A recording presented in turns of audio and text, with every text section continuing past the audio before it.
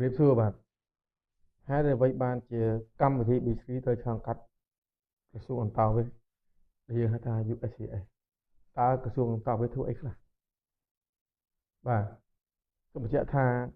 បើបងប្អូនចង់ទៅរស់នៅអាមេរិកអចិន្ត្រៃយ៍ដាច់ខាតត្រូវតែឆ្លងកាត់ក្រសួងអន្តរជាតិ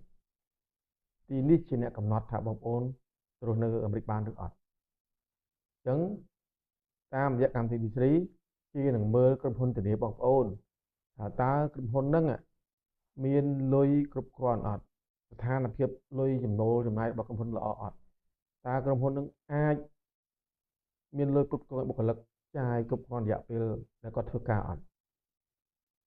តើក្រុមហ៊ុនមានបងប្អូននឹងត្រូវអត់មានខូចឈ្មោះអីអត់ណា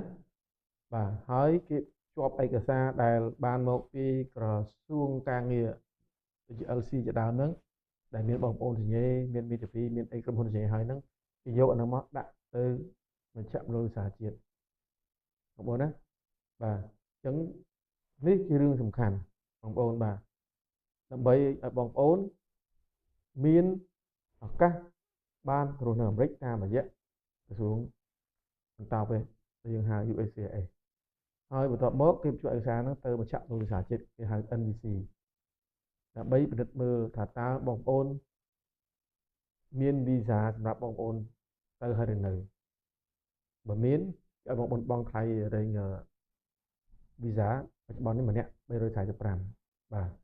អញ្ចឹងគេដាក់ពាក្យទៅហើយគេជួយឯកសារនេះទៅមជ្ឈសំទោសដាក់ទៅក្រសួងការបរទេសដើម្បីបងប្អូនរងចាំការណាត់ពីសហរដ្ឋអាមេរិកដើម្បីធ្វើការសម្ភាសន៍បាទព្រោះសហរដ្ឋអាមេរិកនេះស្ថិតនៅក្រោមក្រសួងការបរទេស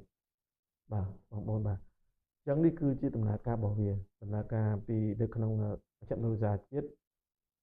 និងស្ថានទូតអាមេរិកហើយមុនហ្នឹងគឺឆ្លងកាត់ក្រសួងកាត់អន្តរជាតិសិនបងប្អូនបាទអញ្ចឹងបងប្អូនត្រូវយល់ណាដំណើរការវាគឺអញ្ចឹងបាទ